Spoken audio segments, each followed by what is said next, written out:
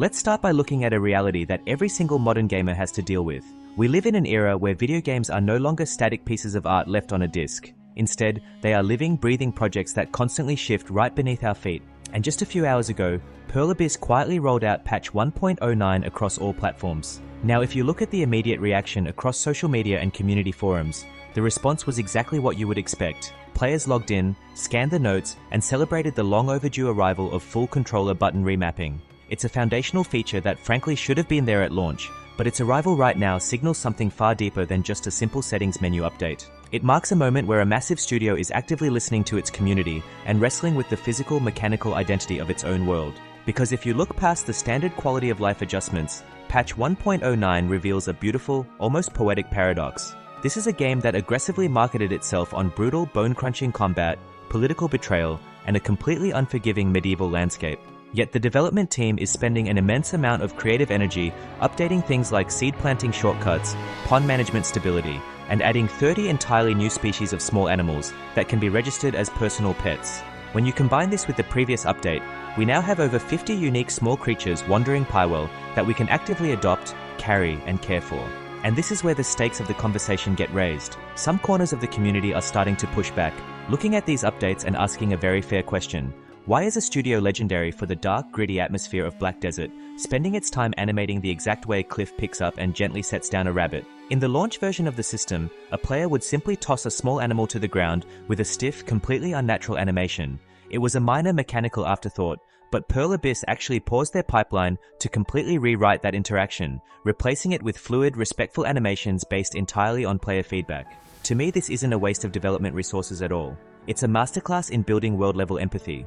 The developers aren't just trying to patch a video game, they are trying to build a digital home that you never want to leave. They are quietly shifting Crimson Desert away from a standard action campaign and transforming it into a living sandbox ecosystem where the quiet moments between the blood-soaked boss battles matter, just as much as the combat itself. Let me know in the comments right now, do you love this deep, immersive focus on the life simulation mechanics? Or do you feel like the studio should be pouring 100% of their focus strictly into expanding the dark, gritty combat? Because your answer to that question will completely dictate how you view the rest of these changes. If you look closely at the mechanical adjustments in this patch, you can see this exact internal tug-of-war playing out in real time. Take the farming system for instance. Before today, managing your homestead was a clunky, slightly detached experience. But with 1.09, seeds can now be assigned directly to your quick slots, making agriculture feel just as seamless and responsive as pulling out your sword in the heat of battle. They are intentionally bridging the gap between the warrior lifestyle and the peaceful pioneer lifestyle.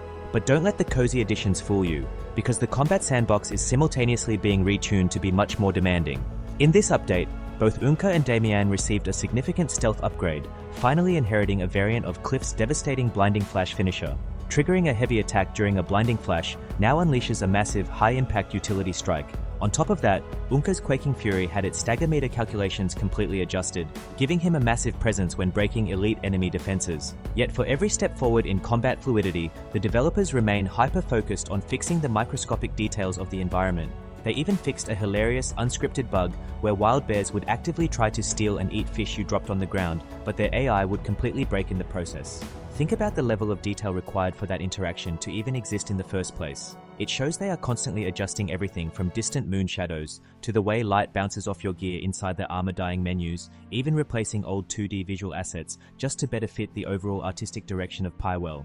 And that's exactly why a patch like this matters. It proves that Pearl Abyss isn't just fixing bugs. They are actively treating Crimson Desert like a historical restoration project, showcasing just how obsessed they are with the texture of their world. This design philosophy even bleeds directly into the latest UI changes.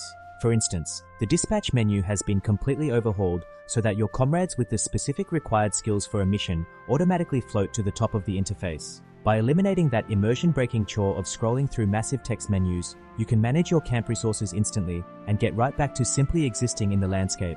Of course, a project this complex is always bound to have its fractures, and the patch notes openly admit to a few lingering issues that the team is still struggling to tame. Take the bizarre bug affecting Damiane, where if she dies immediately after using her shield toss, her shield mechanics completely lock out until you manually save and reload the file. Or the visual glitch hitting lower tier graphics cards, where enabling frame generation in a heavy rainstorm causes the entire screen to distort or turn completely white. But when you step back and look at the trajectory from launch to patch 1.09, The message from the developers is loud and clear. They aren't rushing to just dump a piece of downloadable content on us and walk away. They are carefully, methodically refining the very foundation of Pywel. They are building a world where you can spend an hour fighting for your life against a legendary monster, and the very next hour sitting by a quiet pond, planting seeds and watching the wildlife interact with the world around you. They are giving us an ecosystem that values our time, our patience, and our willingness to just slow down. And in the modern landscape of gaming, that might be the rarest, most evergreen feature of all. If this deep dive helped you look at the patch notes in a slightly different light, make sure to hit that like button, subscribe to the channel, and turn on notifications so you can stay ahead with the latest updates for Crimson Desert. Thank you for listening to my thoughts on this incredible sandbox. I'm DPGG. I'll see you in the next one.